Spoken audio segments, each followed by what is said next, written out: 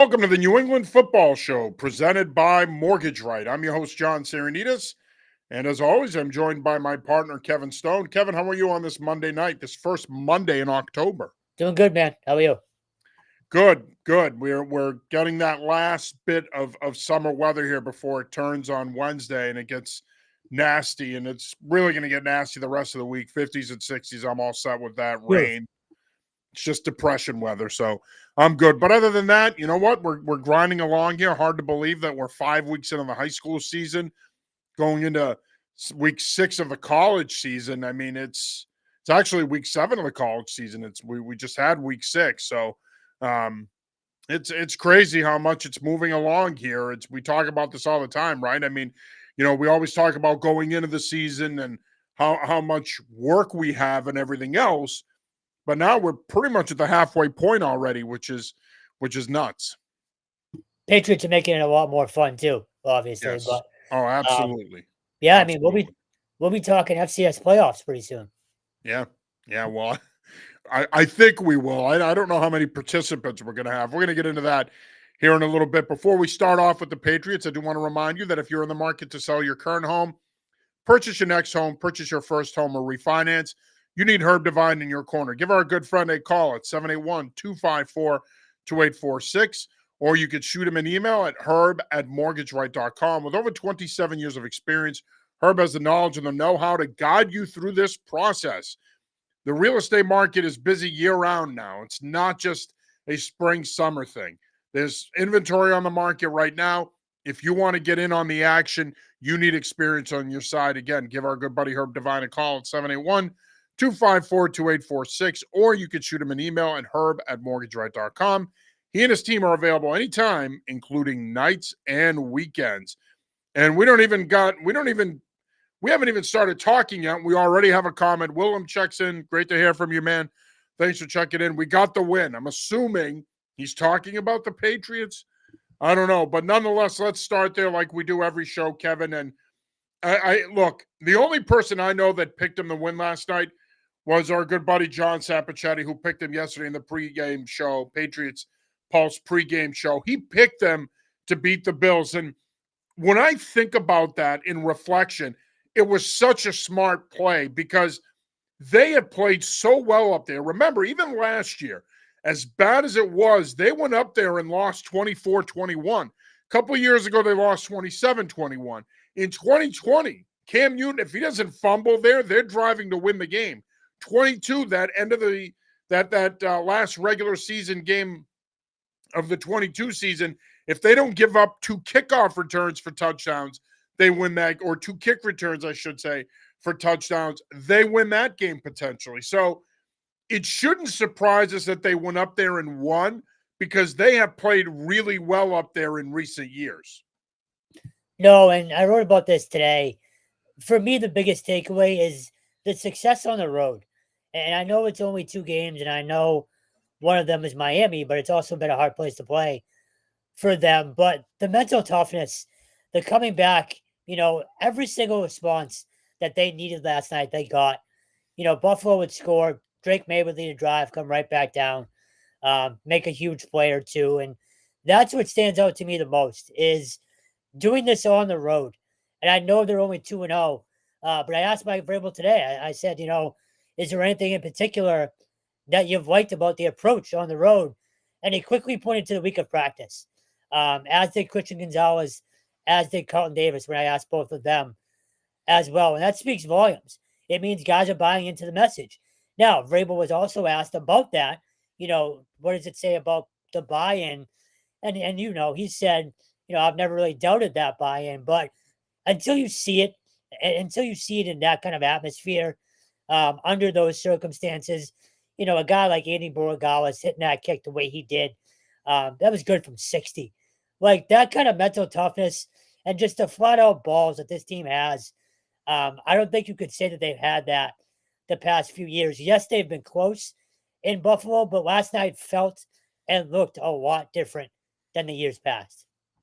Yeah, it did. And look, none of us should be surprised that they played well. They're a different team under Mike Vrabel. you're seeing the Vrabel difference here. Let's be honest. I mean, it's a much different feel from last year. This team is more prepared. They're better coached. They're better coached in situations. It is a completely different organization right now than where they were a year ago.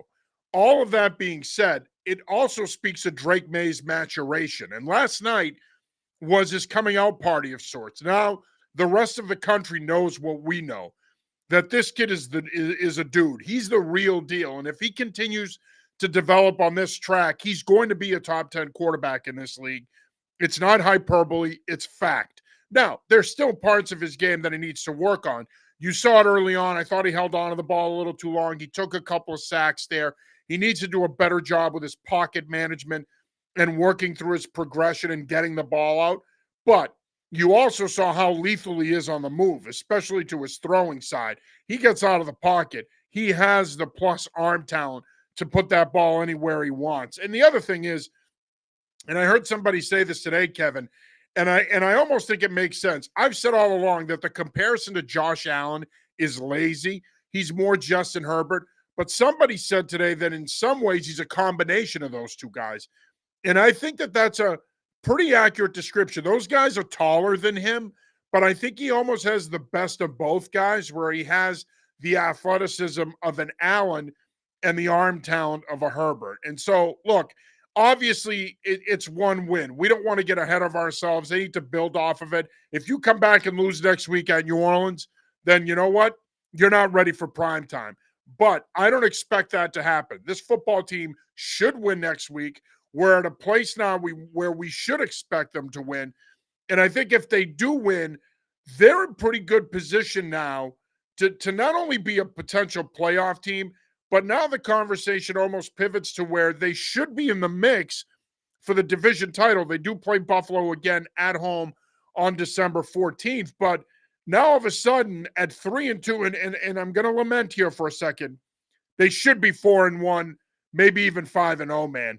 Really, because if you take away those 9 plays of 20-plus yards against the Raiders and the 5 turnovers against the Steelers, this team could very easily be 5-0, realistically maybe 4-1. I mean, I know you could make the counter argument that if Devon Achane doesn't step out, they might lose that Miami game. But nonetheless, it's disappointing that they lost those 2 games at home, because this team has the look of a playoff team after last night. Yeah, it's funny. I tweeted out yesterday watching all the games, which I would have loved to have been at Buffalo, but man, it's nice to watch the rest of the league for a full day. 2 things stood out. One, that Vegas game might come back to haunt them in terms of playoff seeding. It will. Vegas sucks. Yeah, it they got blown out by Indy yesterday. It was never close. But you watch the rest of the league, the entire league is pretty bad right now. Like, there's a handful of teams. You can talk Detroit, Philly, Kansas City. I'm trying to think off the top of my head. Maybe Green Bay. That's about it. Like, the rest of the league is mediocre at best. So maybe you throw in San Francisco because they're 4-1, but it's hard to tell how good they really are. Yeah. It's kind of a fraudulent 4-1. They could also very easily be 1-4. Yeah. So, I mean, if you take advantage of this schedule, it's not hyperbole to say they're a 12-win team. Like, that's what that win last night does for you, especially momentum-wise. And you're right. I was thinking about this earlier. It's been a long time since you look ahead to the Saints game, and in the back of your mind, it's like, there's no way this game is close, right? It's been a long time. I could see it being close, but again, I think they'd have to play really bad to lose again. Yeah. But I could see it being close. No, but my point is, like, it's been a while since you went into a Patriots game assuming there's no way they lose. Like, that's where I'm at now with this Saints game. So based on the schedule, based on the NFL as a whole right now, we're 5-6 weeks in. I don't want to say as good as anybody because they're not in that upper tier yet. But man, I think they're right there in that second tier of teams. But let's be honest, though. What is that upper tier right now in the AFC? You just beat the best team in the conference last night. So why not? Why not talk about them as potentially being in that tier? And I know I'm getting ahead of myself here, but no, I'm with you. If you look at this realistically, and John Lyons and I did this last night on the post-game show, when you look at each division in the AFC, right? Let's start with their own division. Buffalo is still going to be the favorite. They've won it 5 years in a row. poised to win it a 6th straight year. Miami sucks. The Jets are god-awful. They're the worst team in the league. So take them out of the equation. By the way, if this team is as good as we think they could be, you should win those 3 games. The 2 against the Jets, the last game against Miami at home, the last regular season game. Now let's go to the AFC North. Baltimore's been a dumpster fire. I don't know what the hell's going on with them. I legitimately think John Harbaugh could potentially be in trouble there unless they turn this thing around. The Bengals are probably not going to get Burrow back for the regular season, realistically, unless it's a miracle recovery. So they're probably not going to be a factor in the playoff picture. And Cleveland is Cleveland. They suck. You're going to see them here in a couple of weeks. Mm-hmm. So it's really Pittsburgh, a Pittsburgh team that if you can hold on to the damn ball, you beat. So AFC North, not as good as we thought. Let's go to the AFC South. Colts have been a pleasant surprise, but can you honestly say that the Colts are that much better than the Patriots? I can't. You can't say that, right? No, so I didn't realize you were actually asking. No, God, no. Again, there's a whole lot of mediocre in this NFL right now. And if you can, last night was a big step towards taking advantage of bad football, which is what Mike Vrabel has talked about. Buffalo was complicit in that loss last night, but you made the plays down the stretch. And that has not happened, the last, 4 or 5 years. You can even call it 6 years. I thought that was the biggest win since 2019 last night. I really do. So, but no, it's the AFC is wide ass open. But let me just go through it again real quick. So we both agree that the Colts are off to a good start, but that they're not, quote, that much better if they're better than the Patriots at all. Then you look at Houston, who, they thumped Baltimore yesterday, but they're off to a rough start. They're a hard team to figure out. Stroud's got to get it going again. Their defense hasn't been as good. They're missing Joe Mixon. To be determined on them. Tennessee is another one of the worst teams in the league. They're terrible. Yeah, they came from behind yesterday to beat the Cardinals, but that Cardinals team is mediocre. And really, when you look at Jacksonville, they're playing tonight against Kansas City. We'll see what they're all about. If they win tonight, then they're in that conversation. AFC West, the Chiefs are the Chiefs. We'll keep them out of this for now because one has to assume that the standard is still Buffalo, Kansas City in the AFC. Chargers have lost 2 in a row. They lose to the Giants. They blow a 10-0 lead yesterday in a loss to the Commanders.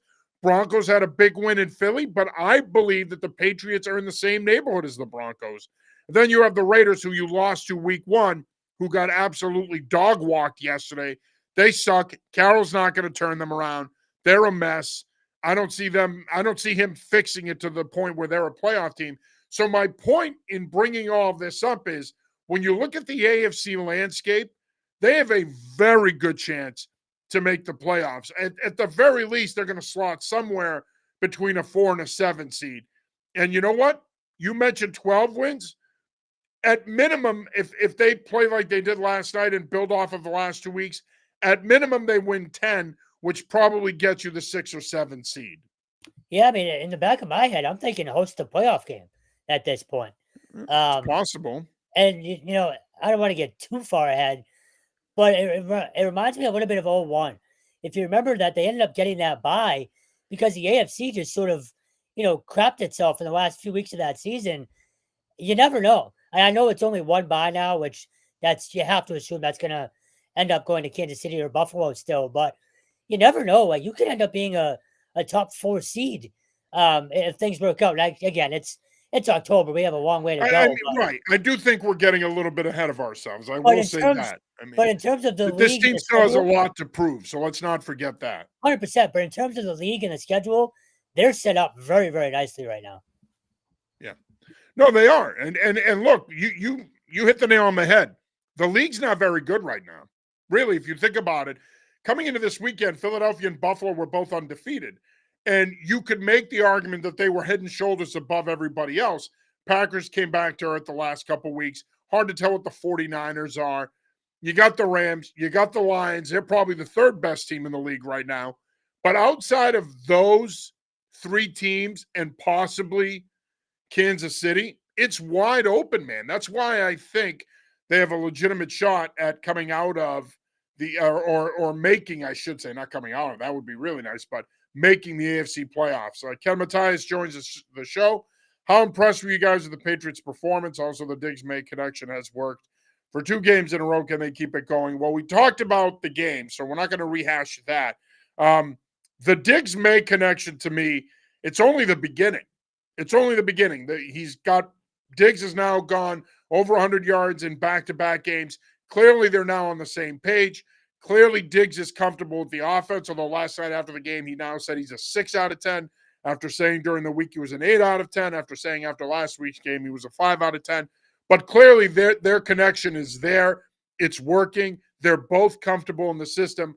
Look, we've said it all along. If Stephon Diggs is healthy, he gives this team something that they've been missing for a long time, since at least 2018.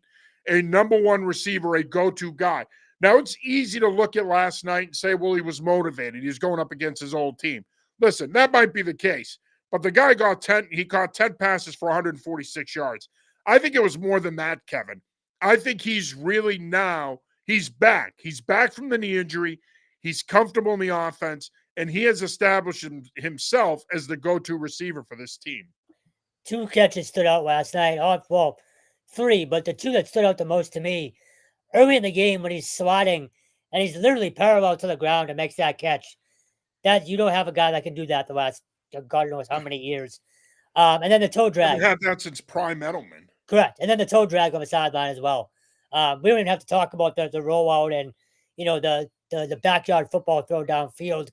That's where I think you see the connection, where he's in lockstep with May on that play. It's a broken play, yet he knows where to go get open, and go find space downfield. That's just working with May throughout camp and that stuff. So I think that's where you see the connection the most, is when the plays break down. You can't overstate what he's meant to the team right now. Both the young receivers, which we've talked about seemingly every week, what he does for that group, but what he means to Drake May. Like, he has a go-to guy now, and that's massive for a young quarterback's development. So, look, we've talked about this. I didn't know what to expect with him in terms of the leadership off the field, both on and off. You're getting your money's worth and then some. He's been fantastic. Before you brought it up, I was going to say I do hesitate just a little, and worry, was last night, just because of where he was at, the return to Buffalo and all that. But I don't think that's going to be the case. No, I think this is who you're going to get all season long. I think he's going to continue to build on this. Now, he's not going to catch 10 passes for 146 yards every week, but I think he is now comfortable in this offense. I think he's fully healthy, and I think it's reflecting in his play. Well, and they made a point to go to him right away last night, that first play of the game. Get him involved immediately. And the other thing, too, talking about the leadership, how many clips did we see of him going up and down the sideline last night, talking about the offense and defensive guys? It's true leadership, and I don't think it was just for the camera. We've talked to him post-game in the locker room during the week and all that stuff. He's been the same guy throughout, and I'm not sure people were expecting that, but, man, it's been a nice surprise to truly have a number one when, you really weren't sure when they signed him if it was just, is he a 2 now? That type of thing. He's a true number one receiver for this team right now. Well, I think a lot of their free agent signings up until this point, 5 weeks in, have panned out. Harold Landry, Milton Williams, you mentioned Diggs. These guys have all worked out. Robert Spillane, he's quietly having a good year. He's not having the impact that those other guys are having, but he's having a good year. So even Carlton Davis, I mean, yes, he struggled at times, had a couple of bad penalties in that Pittsburgh game, but this free agent class has paid dividends so far. And in many ways, it reminds me of 2021. Remember, that spring, they spent a ton of money, and that class in year one of them being here, Hunter Henry, Matthew Judon, they paid off. Jonnu Smith was one of the rare exceptions, but they made the playoffs that year at 10-7. And so I see some similarities with this free agent class where they've come in, and you saw it last night. They have changed the direction of this franchise. I mean, they've given them impact guys. Milton Williams has been worth every penny. Stephon Diggs worth every penny. These guys are worth what they're being paid up until this point. But again, to illustrate just how much things have changed, listen, at the end of the day, I don't care what sport it is, Kevin, it's about your talent level. Okay, it's not about the X's and O's. It's about the Jimmies and the Joes, as Joe Paterno used to say. They have the Jimmies and the Joes now. You need Jimmies and Joes in this sport to win. They have the guys that they need to win. Ken Matthias checks back in. This team can win the next couple of weeks with New Orleans and Tennessee. How confident are you both about the next couple of weeks? This team can't slip up. All right. I'm very confident. I'd I be think more. realistically, at worst, they should win 5 of their next 7 games. At worst. I I was going think to it say, should be more like 6 out of 7.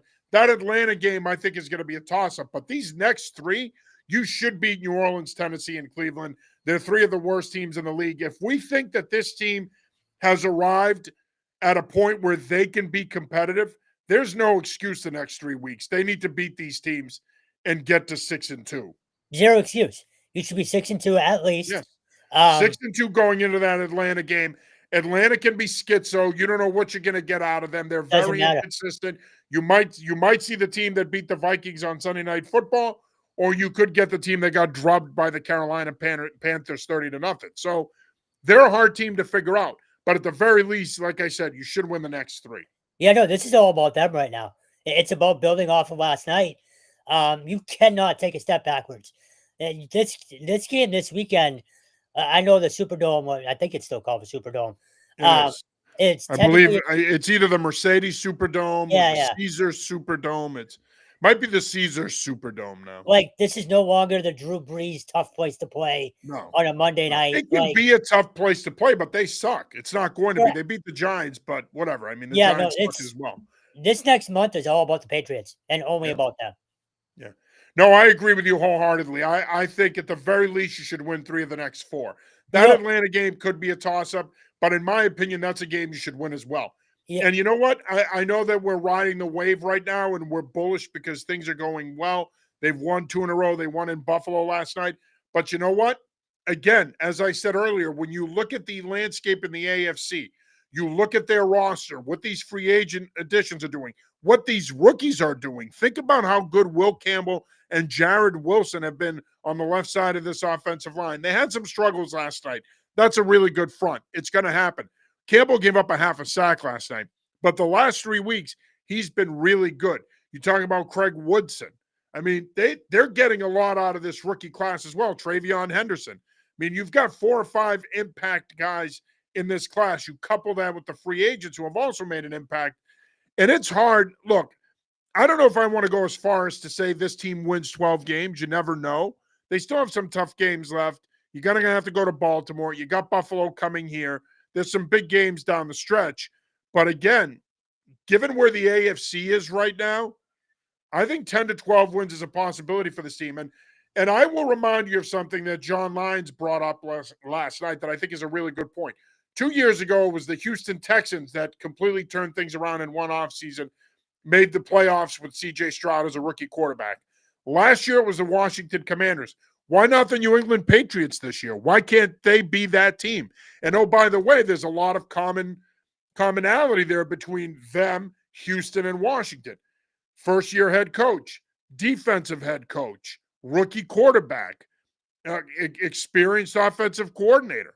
Okay, you can argue whether or not Bobby Slowick was an experienced offensive coordinator, but Cliff Kingsbury's been a head coach in the NFL. He's been a longtime coordinator. He played a big role in the Commanders getting to the NFC Championship game last year and developing Jaden Daniels, Josh McDaniels. Okay, it is year 2 of Drake May, so that is a little different, but Josh McDaniels, experienced championship winning coordinator, been a head coach before. He's been around. So there's a lot of similarities to what the Texans, Commanders did and what the Patriots are doing. And I firmly believe, Kevin, that the Patriots are going to be this year's version of those 2 teams. Yeah, I'm glad you brought up the young guys. Part of Mike Vrabel's answering me today, he said he thought last night was big for them, especially to face that kind of environment. And now that they've been through that, you mentioned a guy like Travion Henderson who ended up getting some more run last night because of the Gibson injury, which we haven't even touched on yet. But guys like him, you're going to need them. You're going to need the younger guys, especially on defense as well, like a Woodson. So you're also going to need Ramondre Stevenson. I know everybody and their mother was ready to cut him after he fumbled last night, but you're going to need Ramondre Stevenson. So while we're on it, I know they didn't really have a choice, Were you surprised they went back to him as quickly as they did? One, and two, I was shocked he was running kicks back at that point. Were you surprised by that too? No, no. I was a little surprised that he put him back in the game the next series. That quickly, yeah. I wasn't surprised that he was returning kicks, man. Those are your kick returners, and he's your backup there. He was Gibson's backup. You don't have a choice. Kick returning and punt returning is not easy. You got to have the right guy back there. And while I understand that the fumbles have been a problem, I wasn't surprised at all. He was obviously the backup there. And look, make no mistake about it, losing Antonio Gibson is a big blow to this team. It's a big blow because of On what he and does off in the the field. return game. It's a big blow because he's a change of pace guy. It's a big blow because in a lot of ways, he's been your best pass blocker so far, him and Stevenson. Henderson hasn't lived up to the college hype as a pass blocker. They're going to miss Antonio Gibson. They really are. And more of the onus is now going to fall on Stevenson to be more of a featured back. But to your point, Travion Henderson now is going to have a much bigger role on this team. Yeah, on and off the field. I think you're going to miss Gibson, especially off it. He's a really, I know we talked a lot about culture in the offseason. He's one of their top locker room guys. You could see the reaction on the sideline when he went down last night. So, and then special teams too. He's a really good kick returner with a great burst. So you're going to have to figure that out as well. I think they'll be okay. I do think they'll bring someone in. I know I've heard Zach Moss, Lucas Edwards. I don't really care who it is. You just need someone to not fumble the ball. But I part of me loves what Vrabel did with Stevenson last night. Just you always talk about the experts that really don't know anything at all. Everybody and their mother could have told you, well, Stevenson's going to sit now. I tweeted it out. He might not see the field, and yet he's right back out there as a first year head coach. Getting that buy-in from the guys and showing that you have their back through everything. And to Vrabel's credit, he said last night, like, look, we got to figure this out, but we also need him. I respect the hell out of going back to Stevenson the way he did as quickly as he did last night because you need to show the players that you do have their back. So I'm not sure head coach-wise if you would have done that too, but there's something to be said for making sure guys know that you have their back early in your tenure. And I know it's easy to say that, but doing it in that situation when you easily could have given Henderson, 40 carries and just said, here, you go do it. I was impressed with Vrabel's moxie to do that. No, look, it's a lot easier to say bench the guy, cut the guy, get rid of him when you're not in those shoes. You can't just cut the guy, get rid of the guy. I wouldn't have done that. I wouldn't have cut him. I would have benched him for a period of time, but eventually I would have played him last night, especially after Gibson got hurt on the kick return. You didn't have a choice. You had to play him. But even had Gibson not gotten hurt, I still probably would have played him and come back to him. You have to. You have to. It's so important to treat your players the right way because you win with players. Belichick said it for years. Vrabel says it now.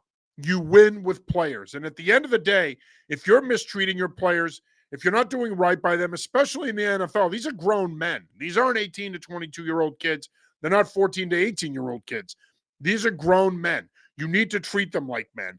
And so in retrospect, I have no problem with what he did last night. I like that he stuck with him and he went back to him because that shows Stevenson that, hey, as your head football coach, I still have confidence in you. I still have faith in you to be an integral part of this football team. So, yeah, I know everybody on X last night, get this guy out of my face.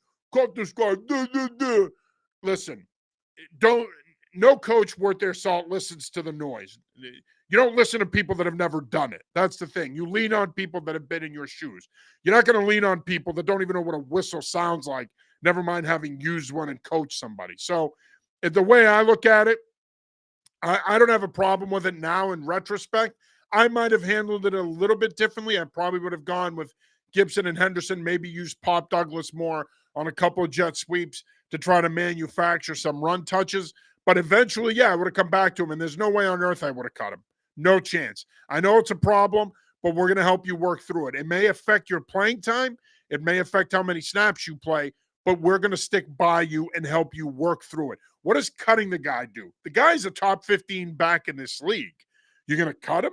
And what are you going to do after you cut him? Somebody that you're competing against is going to pick him up, and you're going to cut him because you're, quote, trying to prove a point? please spare me. The people that want him to prove a point don't know what the hell they're talking about. They've never been in a locker room. They've never coached a football team. From that when I say they've never been in a locker room, they've never been in a locker room as a player or a coach. It's nonsense. He did the right thing. No, totally agree. And to Stevenson's credit, he had 2 big touchdowns after that last night. Yeah. Um, Yeah. so good for him. Good. I He mean, did. again, Yeah. there's so much to take away from And last as night. you know, he's a really easy guy to cover. Oh God, I yeah. mean, he's Yeah, great to talk to. yeah. Ramondre's always been stand up with us. He's always been honest with us. He doesn't pull any punches. He's a great kid. Like, I mean, again, I know people are going to say it's a business. Who cares what he's like? It's about production. And I understand that. And I don't necessarily disagree with that. But again, you're cutting your nose to spite your face if you cut the guy. Talent-wise, he's a top 10, top 15 back in the league. Why would you want him to fall in the lap of someone else that you're competing against potentially in your conference? It makes no sense. So Vrabel definitely did the right thing. Let's look ahead to the Saints real quick. Obviously, again, you mentioned this earlier, not the Saints of Drew Brees. Much different team. You got Spencer Rattler at quarterback, Kellen Moore in his first year as head coach. You still have Alvin Kamara. You still have some big play potential on the perimeter at wide receiver. But outside of a couple of big names, Kamara, Cam Hayward, this isn't these aren't your older brother Saints. These aren't the Breeze Saints, the Peyton Saints that were winning 14 games a year, 13, 14 games a year and competing for a top 2 seed in the NFC. This is a team that's clearly rebuilding. Yeah, no excuse. I mean, just there's flat out no excuse not to win this game. I worry about Kamara a very little bit. But look, if you're going to get the performance you got from Christian Barmore and Milton Williams last night, he shouldn't be a problem. I mean, you shut down James Cook. I think he had either 49 or 59 yards rushing. So there's that. You now have 2 cornerbacks in Christian Gonzalez and Carlton Davis. So you don't really have to worry about Chris Olave. There is, again, I'm trying to find a reason to think this would be competitive. But if the Patriots of last night show up, they should win this game by 2 or 3 touchdowns. I honestly believe that. Well, and the one thing I'll say about this New Orleans team, old friend Brandon Cooks is there. You mentioned Chris Olave. Also, Rashid Shaheed is there. He's a burner. They've got some speed on the perimeter. So your secondary is going to need to play well. And one thing that Rattler's done a nice job of this year is he's been able to get those guys the ball. The other thing is this Saints team can run the football. They've done a pretty good job of running the football.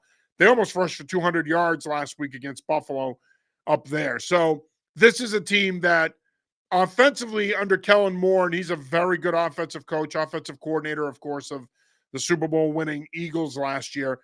He's a good enough offensive coach that he could scheme matchups for his skill guys. As I mentioned, the Patriots secondary is going to need to play well. But again, to your point, and I agree with you 1,000%, this is a game the Patriots should win. They just need to get off to a good start. They need to make sure that they're taking care of the football, making big plays when they're there, preventing big plays on defense. If they do those things, they should come out of it with a win, at least by 7 to 10 points, and improve to 4-2 on the season. So again, Saints still have some big names, could potentially pose some problems, but we'll see. All right, we got some comments coming in. Our good friend NEC Blitz says, gorgeous hoodie, Kevin. What is the hoodie, by the way? It says Stonehill. Is it Stonehill Hockey? It is. My sister's a goalie, Eve Stone. It's also probably the most comfortable hoodie I own. So, but thank you. I'm a big Stonehill guy for one more year. Yes. Well, there you go. So thanks for checking in, brother. Appreciate it. And Stone, appreciate you loving on his hoodie. Good friend of the show, Bill Vaughn, checks in. To 20 points on the road is an A+. Yeah. To hold the Bills, I'm assuming you mean to 20 points on the road is an A+. I agree. I thought their run defense was a story of the defensive side of the ball. Their run defense has been really good all year. Yeah, and Barmore was an animal.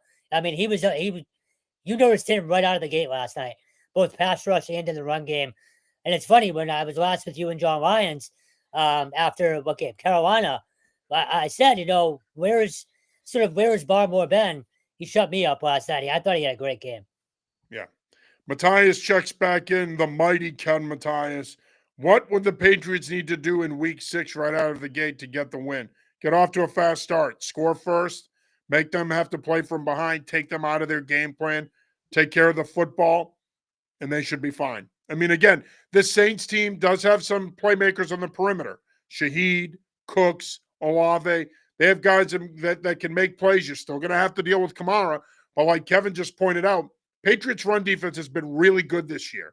And the expectation is that they're going to continue to be good. Now, it's easier said than done. This Saints team can run the football, and Kellen Moore has shown that he's patient with the running game. So it's not just going to be controlling the line of scrimmage early. They're going to need a four-quarter effort when it comes to winning the line of scrimmage. But if they can do that, bottom line is they're better than this team, and they're infinitely better at quarterback. I've never been a Spencer Rattler guy. I give the kid credit. He's done a nice job holding it down, but he is not the long-term answer there, and the Saints know that. But you have a distinct advantage at quarterback, assuming Drake May doesn't revert back to some of the stupid stuff he did a couple of weeks ago, and he continues to build off of the last two performances. Patriots should have no problem winning this game. And even, when you look at the Saints defense on paper, old friend Davin Godshaw is playing defensive tackle for them. As I mentioned, Cam Hayward, he's out right now. So Chase Young is there. Brian Brzee, the former Clemson standout. They've got a good defensive line, but this isn't a very good defense.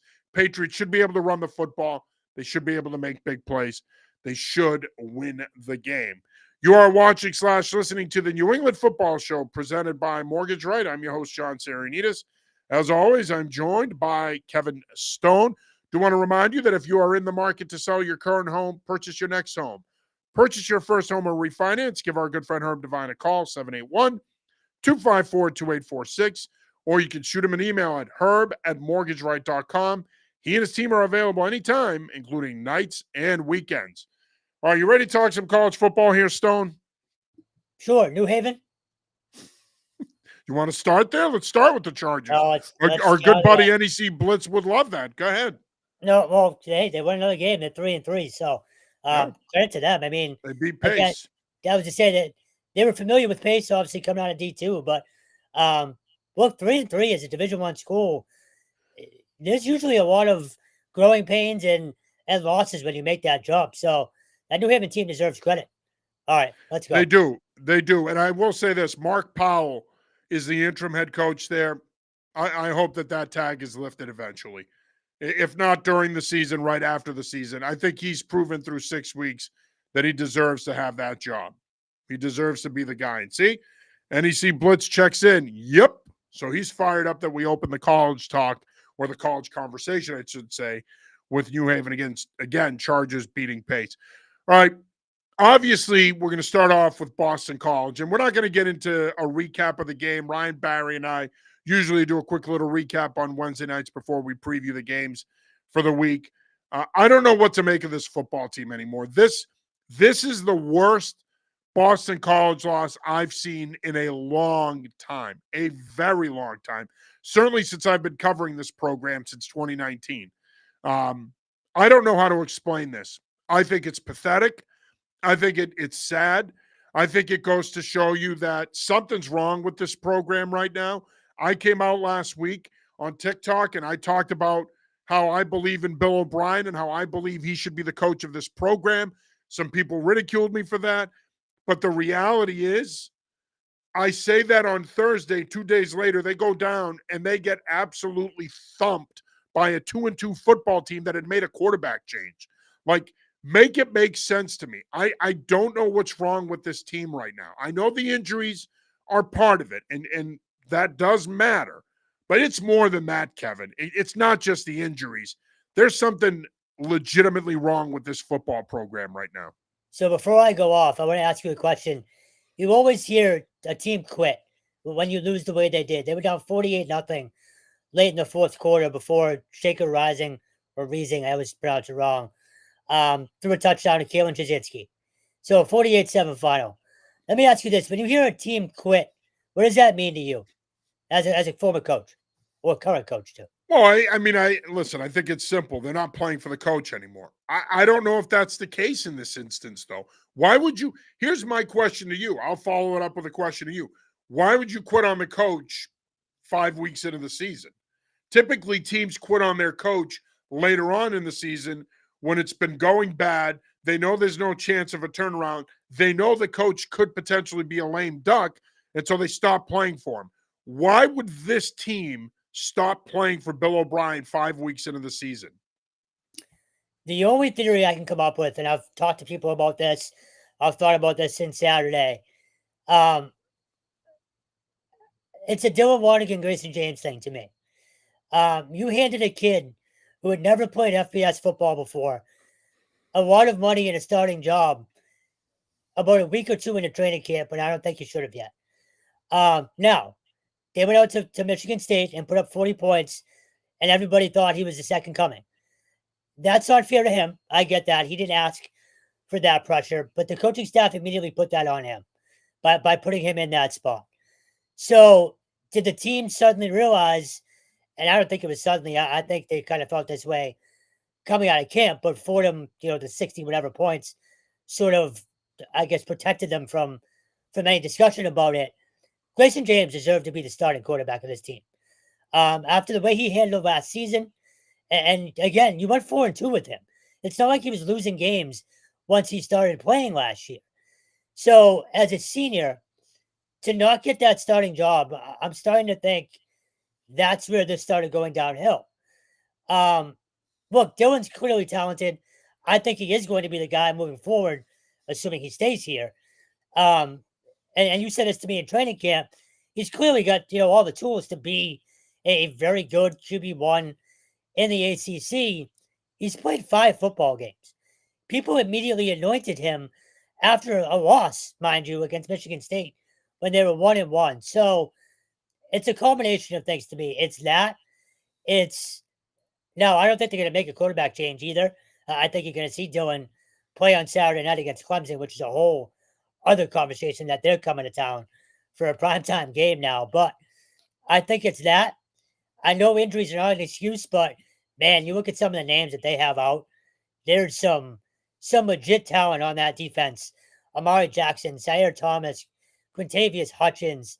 I know I'm missing some others on offense. Jaden Skeet, like your playmakers are out. Like, the injuries are a big part of it. Huge. Huge part of it. And I do want to, real quick, before you go any further, I do want to speak to the quarterback situation. I understand that. And I understand how that move may not have necessarily jived with everyone in the locker room. But does that explain how bad this defense has been? And No. you can point to the injuries. That's part of the reason they've been bad.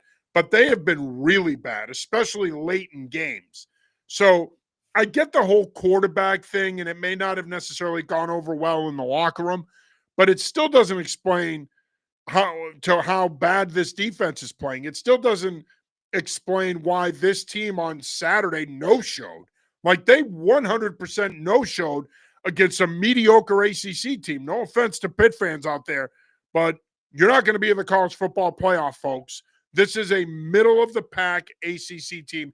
They're in the same neighborhood as Boston College, but at the end of the day, again, the defense has been bad of late, and you no-showed against that team.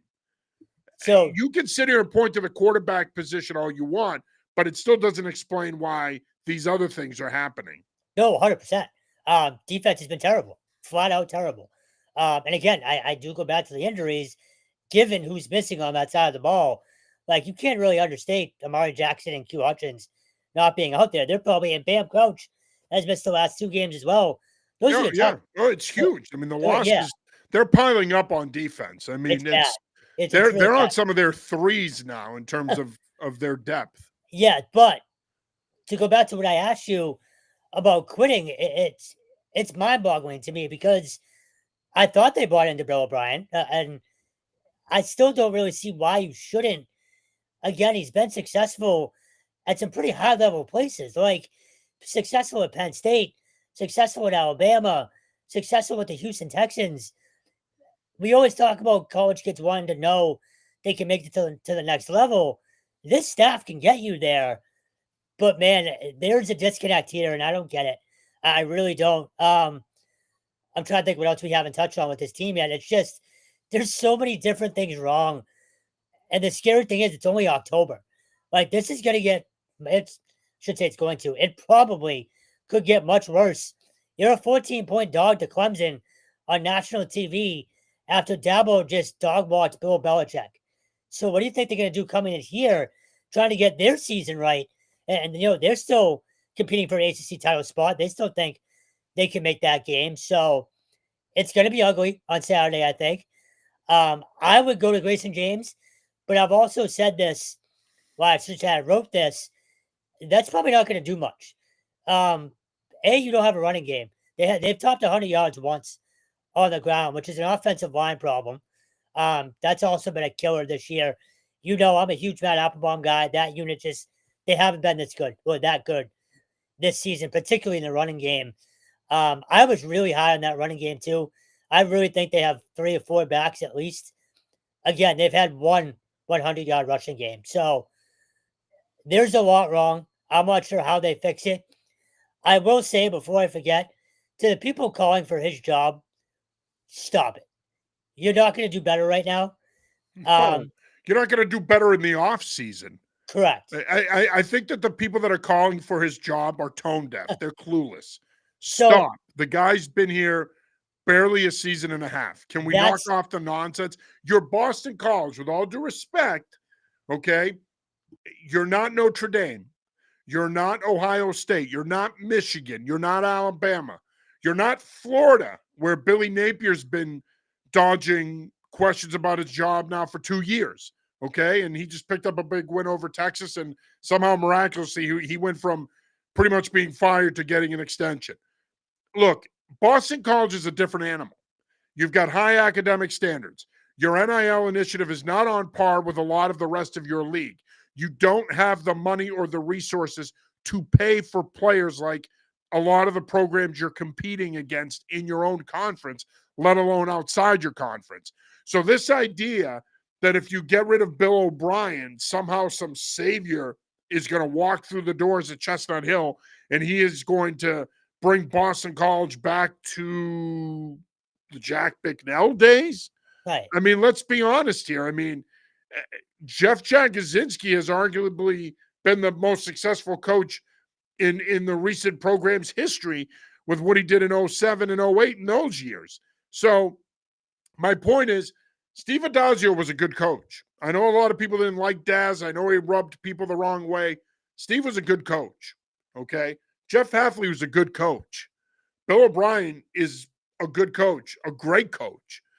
I think, to me, if you think you're going to do better than Bill O'Brien with that resume, that pedigree, you're out of your mind. You're out of your freaking mind. You are flat out tripping.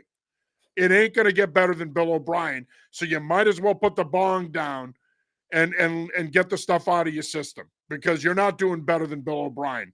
You're not doing better than a guy who is Catholic, from Massachusetts, with a great resume, who knows the area, who's recruited the area well since he's been here. You're not touching that. You're not touching that. So spare me with the nonsense that he should get fired and shouldn't be the coach. That's a load of bullshit, and people need to stop. Well, I go back to the NFL experience too. Like, if you want to play at the next level, this guy's probably going to find a way to get you there. So, but let me ask you this. Why has Jim Mora been able to have success at UConn? Because UConn has a better NIL initiative right now. That's not to say that Boston College isn't going to be better than UConn's at some point, but UConn is a state school. The academic piece is different, and they've clearly invested more in their NIL initiative. And on top of that, they're not playing in the ACC. They're playing an independent schedule. They can schedule for success. It's different. Scheduling for success isn't playing Fordham in week 1. The reality is, the problem for Boston College is you're still in a Power 4 conference where other schools can outspend you for players. Until you level that playing field, your best bet is to keep O'Brien and try to outcoach people and win games. So that's where I'm at. It's the support above him has to be better. It simply has to be financially. But Kevin, is it going to be, though? This and the reason I ask you this is it going to be because their selling point is that this is a 50-year decision. That if you go to Boston College, it's a 40, 50-year decision. You're setting yourself up for career success and career earnings. As long as that's the mantra, that this is a 40, 50-year decision, whatever the hell the number is, there isn't going to be this incessant desire to build an NIL war chest to pay guys. It's just not going to be the case. They'll have some money to play with, but it's not going to be what Clemson has or No, Florida State and that's the or thing. Miami. I wrote this Saturday as well. You can sell the degree, you can sell the campus, beautiful campus. You can sell the Boston nightlife for what it is. But if you're a kid and you walk into Alumni Stadium with 40,000 people and you're a 500 program, that's not attractive. It's just not, No.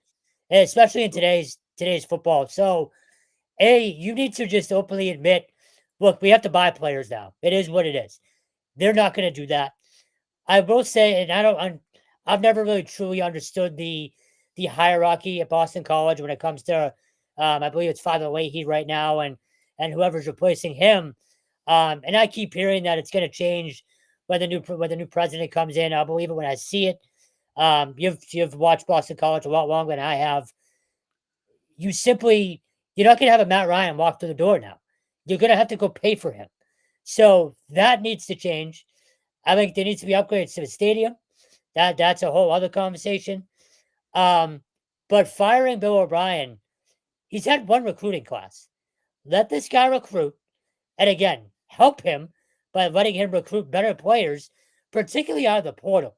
If you want a quick fix, that's where you're going to go buy your players is out of the portal. Help him there. So there's a lot of stuff that BC can do above him to make this, I guess, turn this around. But look, if you want to be a revolving door program like you have been pretty much my entire lifetime, you can't fire him. You can't. No, I don't even. That's not even remotely on the table. Please. No, and trust me, I don't even think that Bill O'Brien has thought about walking away. I don't think Blake James has thought about this, or Father Leahy, or anybody in the hierarchy. Nobody is talking about that right now. What's that going to do for you? You've got the right guy. Let him fix it. And that's, to me, it's the recruiting thing. Let him get 4 classes in here. Yes. And again, look, Halfley fell ass backwards in the Green Bay job. We can acknowledge that, but it's a stepping stone job. You got to make sure it's not anymore.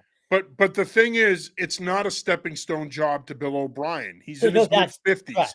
He sees this as a potential final destination. Yep. He's making $5 million a year. It's an ACC job. It's a Power 4 job. It can be his final destination. He could be here for 10, 15 years and then walk away in 10 years. Let's say when he's 65, he can walk away and pass it along to the next guy. I mean, and he could build a good, consistent program here.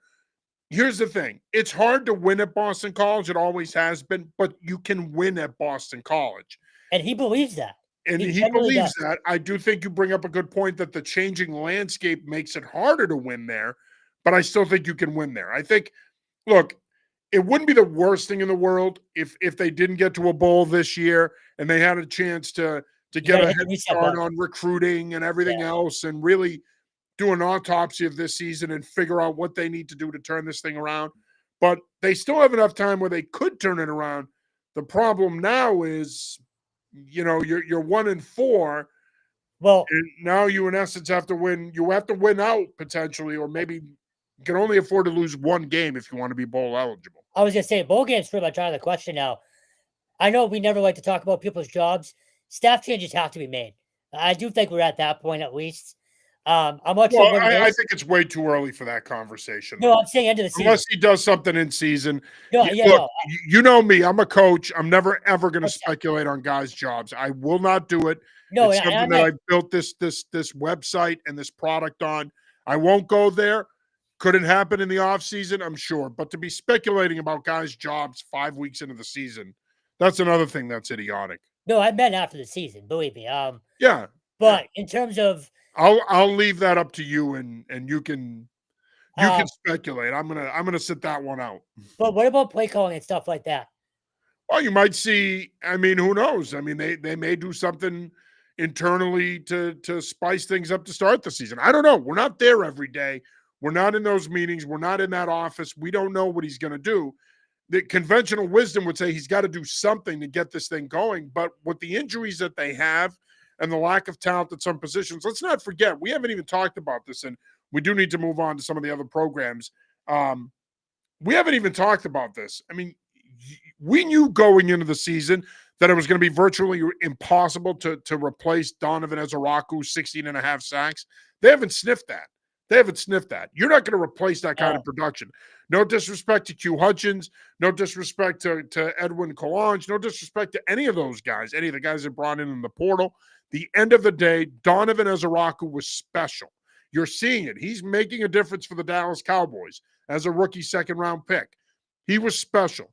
We knew it was going to be hard to replace that production. They haven't even sniffed replacing that production right now from a pass rush standpoint. No, and honestly, I thought Favor Bate from Merrimack was going to be that guy. He had a monster training camp. Really haven't seen much out of him either. It's been across the board. Everybody hasn't performed up to par across the board. Even this receiving group, like, you know how high I was on this receiving group. Aside from Lewis Bond, they haven't got much out of them either. So it's an all-encompassing problem right now. In some weird way, I know we got to move on. I feel like they're going to keep it somewhat competitive with Clemson. I think they're going to be competitive Saturday night. I don't think they get blown out. And for two reasons. One, I think that there is a level of pride there. Yes. The guys that are starting, the guys that are going to play, this coaching staff, they'll be ready to play. National They'll coach TV. their asses off. It's on national television. And two, I don't think Clemson is as good as we thought they were going to be. I wouldn't put much stock in that UNC win. North Carolina's a mess. He brought in 70 players. You can't make it work with 70 new players in one off season. Belichick, for all his greatness, clearly college football so far has not been good to him. They're 2-3. They'll be lucky to make a bowl game. So I wouldn't put much stock in that Clemson win last week. I think Boston College comes to play this week, and they're much more competitive than they were last week. I mean, there's really no way to go but up after last week. Well, I was just saying, you have 27 rushing yards on 24 carries. Right. It's hard to. No, you're right. But we do need to move on. Let's talk about UMass real quick. 21-3 losers to Western Michigan. Played hard. Were in the game for a period of time. It was 7-3 there for a while. Western Michigan scored a couple of touchdowns in the fourth quarter to pull away. This is the show of moral victory. If you're Joe Harasimiak, he met with the media today. He praised his team for their effort. He praised Western Michigan after the game. But the bottom line is the revolving door at quarterback is not helping. The inability to generate consistent offense is not helping. And when your defense plays as well as they did on Saturday, your lack of offense isn't helping them. UMass is just in a really, really tough spot no matter who they're playing. I was just saying, what else can we say about them at this point? Like, sure, you kept it within, 21-3? And you had a chance at some point, but it's going to be a slow slog until, talk about recruiting. Harasimiak needs to get his guys in there. Now, they went hard in the portal. I thought that was going to help more than it has, but that's a fact of life nowadays. You don't have a choice. When you take over a program, you have to go hard in the portal. So at this point, if they win a game, I'll be pleasantly surprised, but I'm expecting another 1-2 win season at this point. And it is what it is in Amherst right now. There's, you want to talk about having to go through more growing pains. Harasimiak is getting into, we talk about patience. Fanbase is going to have to be patient with him. I'm not sure how long that'll last with them, but they don't have a choice either. It sounds like a cop-out. It is what it is right now. Yeah, no, I agree. And unfortunately, look, Mike Bajakian is a good coach, former offensive coordinator at Boston College, but it's unfortunately there just isn't enough there. And I think at the end of the day, the revolving door at quarterback hasn't helped. And yes, your defense as the season goes on is going to play better, especially in these MAC games. I still think there's a couple of games there at the back end of the schedule that they could potentially be competitive in and possibly win. Akron comes to mind. But I think overall, it's been a long, frustrating season so far in Amherst. And by all accounts, that looks like it's going to continue. UConn beats FIU 51-10. Joe Fagnano with a career day, 4 touchdown passes, over 300 yards for the Huskies. It's nice to see UConn finally put it together, play a complete game. The offense was explosive, made big plays. The defense was dominant. That was a pretty decent FIU team that came to town. We didn't see that the previous 3 weeks from this team, but it was nice to see that they finally played up to their potential, especially the offense after struggling the last couple of weeks. Well, I was just saying, offense has been pretty much what they are all year. I think they allow you to be in every game, and especially if it's a shootout. But doing what the defense did the other day, this team's 2 wins from another bowl game.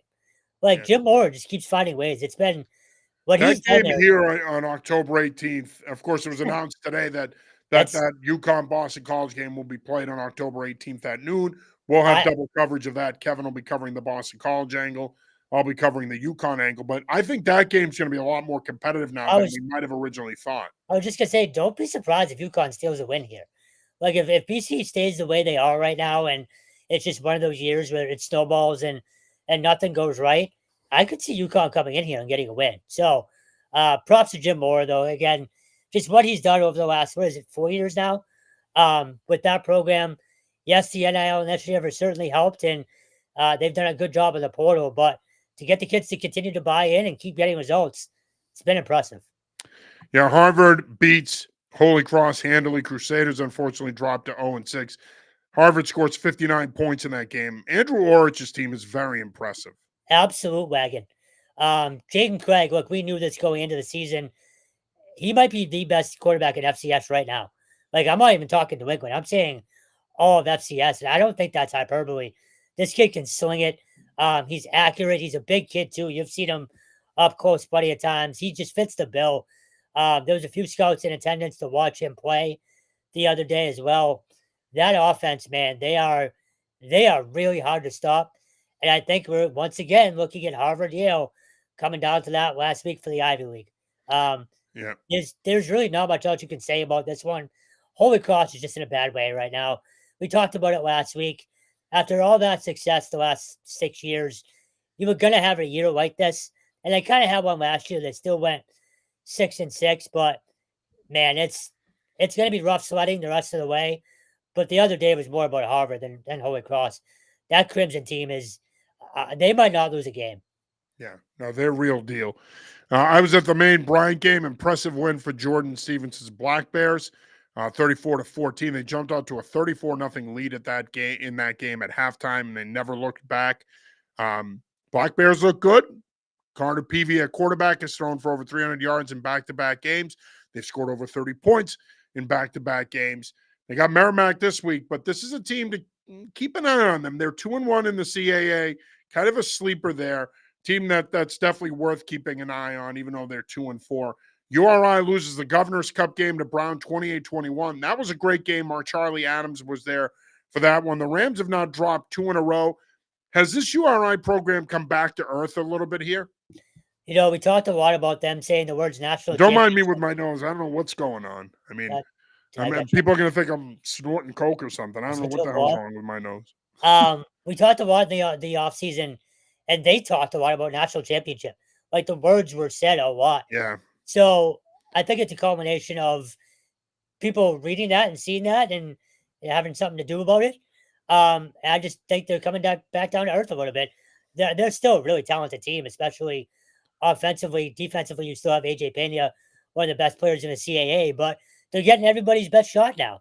I think they'll be fine. I still think they're a playoff team, but they gotta figure it out pretty quickly. This weekend against UNH is not going to be easy either. No, it's a big one on Saturday for them. Switching gears here to the high school level, of course, we had a bunch of big games this weekend in New England. Of course, you were at the King Philip Natick game. Your thoughts on that one, and we'll get into a couple of the Massachusetts games, as well as some of the other big games that took place around the region this weekend. So I know a lot of teams do play this way, but for a Division III team, even Division 2, 1, whatever it is, for the upper echelon teams, nobody plays football like King Philip these days. It is pound the rock down your throat, play hard defense, and grind out teams. It's the 23-7 lead. Natick makes a run with a couple big plays. King Philip goes on a 7-minute, either 6-minute or 7-minute drive to end the game, just pounding it down the Red Hawks' throat. It is just an old school smash mouth style of football. So, and I got to say, hearing Scott Zolak in the stands yelling at referees for 2 straight hours is very, very entertaining, especially late in the game when the game is on the line. But that King Philip team, it's going to be hard to beat. There's a physical toughness there that not many high school teams these days can match because it's all passing offenses. So I was impressed with how they play, and especially down the stretch there as Natick makes the run in front of a huge, loud, awesome crowd on a Friday night. They're an impressive team, man. It's going to be hard to beat that KP team, and I know you enjoy hearing that as well. No, I mean, I know I coach over there, and this is the way we've played for a long time. Years, yeah. Natick's a good football team. We knew going into that game that it was going to be another fist fight in a phone booth, just like the Foxborough game was a week before. I think our kids rose to the occasion. Natick's a good program. They're in D1. I think that they're going to be a factor in D1. They could surprise somebody along the way when the playoffs get here. They obviously used their passing game, made a couple of big plays in the fourth quarter to get back in it, but I think our kids showed a lot of resiliency in that win, and we got the bye week this week, and we need it. Like everybody does this time of year. Everybody's starting to get nicked up, and we certainly could use it. But Division III is going to be no bargain. A lot of people have questioned why we're in Division III, and it's simple. Our enrollment has gone down substantially in the last 5 years. We're down about 350, 400 kids from where we were pre-COVID. But at the end of the day, Division III is a wagon. Milton lost to Weymouth this week, 28-21 in a great game, but Milton's a good football team. They're well coached. They're going to be in the mix to get to Gillette and D3. You still have Mansfield. You still have North Attleboro. You still have Milford. You still have Reading. You still have Barnstable. Not enough people are talking about the job Ross Jatkola has done down at Barnstable. They had an impressive 35-6 win over Milford this past weekend. So, and you still have Marshfield. So there's still a lot of really good teams in Division III, a lot of teams that were in 2 that had declining enrollment and ended up in 3. The road to Gillette in 3 is going to be pretty hard. So whoever gets there is going to be battle tested. Certainly playing a good schedule can help you that way as well. But, we still have a tough schedule left. We still have to go to Taunton. We still have Milford at home. We still have Attleboro at home. So a lot in front of us, a lot in front of everybody in D3. But D3 is going to be fun to watch come playoff time because you have a lot of really good programs there. Some of the other big games of the weekend, LaSalle outlasting Bishop Hendricken on a late touchdown. The Rams have had a hard time beating the Hawks in recent years. Of course, they beat them for a state title a couple of years ago. But outside of that, Hendricken has controlled the regular season matchups. Big win for Dan Cope at his first game in the Hendricken LaSalle rivalry. For him to win his first one in the rivalry, he's coached at both schools. I think it says a lot about the job he's doing at LaSalle, especially coming off a tough loss the week before to St. John's Prep. Congratulations to Coach Copen and the Rams for picking up a big win over their arch rivals, Hendricken, in a really, really good game, a tight game. Our Tim Crowley was there for that one. Thornton Academy blowing out Portland. I didn't see that coming at all. Thornton lost to Bedford a couple of weeks ago. You thought, all right, yeah, they've got Sunderland, Ayoub. They got a really good tandem of skill guys. You thought it was going to be a good game. Portland, of course, has one of the best skill players in New England in Jones. But I think at the end of the day, that Thornton Academy program, they're legit, man. There's a reason why they've been the preeminent power program in Maine for a long time. They flexed their muscles in that win on Friday night. And then, of course, Saturday you have Londonderry coming down to Massachusetts, making the trek down to Duxbury, upsetting the Dragons in a big win for Jimmy Lazon's squad. Londonderry needed that. It's been a tough couple of years for them. Pinkerton's been really good. Bedford is still good. You got an emerging Girton program. You got Nashua South. You've got Exeter. You've got Salem. There's some really good programs in New Hampshire. Londonderry, who was really good there for a while, has had to kind of scrap along here, if you will. Well, they picked up a big win against Duxbury on Saturday. Our Tyler Amaral was there for that one. That's a nice win for that program. Huge, and especially, again, making that long trip down. If you're going to make that trip, you might as well get the win and have a good bus ride back. They also practice at BC, I believe the day before, if I'm not mistaken. On Friday, yep. Yeah, so that's a cool experience that those kids will never forget. Just a couple games that popped in my head too. Central Catholic over Xaverian on a late stop. Huge. That Central it's a Catholic big win for John Sexton's squad. Yeah, they're surprising people a little bit. It's a Well, very they've played an unbelievably tough schedule, and I yeah, think that schedule is finally starting to pay off for this team, and they're yeah, still predominantly a junior team. yeah. And Zavarian's dropped 2 straight now, but I still think they're up there with the preps and the centrals in the state. And there was one other game. Oh, Texas Southfield is now 4-0. They went out to Connecticut and got a massive win. I'm Over not sure Cheshire people Academy, yeah. yeah, I'm not sure people are talking enough about what Dexter is doing right now. They're sort of flying under the radar a little bit. They are, but realignment again has given us some Yeah, tremendous matchups early on in the NEPSAC ranks, and that was one of them. I mean, and that Cheshire team is really good. Of course, Keegan Croucher, their quarterback, just committed to Ole Miss yesterday. So we did reach out to Keegan, haven't heard back from him, but we are going to have something up on that tomorrow. A couple big games in Connecticut as well. Staples with an impressive win over Darien. I mean, again, the Wreckers, they kind of fly under the radar. When you think about Class LL, it's Greenwich, great football game too. West Haven, Staples. People with the coaching change there, I think, thought, all right, what is this Staples going to be? They've graduated a couple really good classes. They have a coaching change, even though Coach Jockluff has been a part of the program. He played there, graduated from Staples. But the Rikers with an impressive win against a Darien team that was putting up a lot of points the first couple of weeks of the season. And New Canaan survives against St. Joe's in another great game down in Connecticut on Saturday. I thought that was going to be a really good game. I didn't envision it being this defensive struggle. Kudos to St. Joe's for being able to hold down that Rams offense. New Canaan, one of the most explosive teams in New England, best team in Connecticut. They're the number one team in our poll. But hat tip to St. Joe's. They hung with them and they gave them a scare.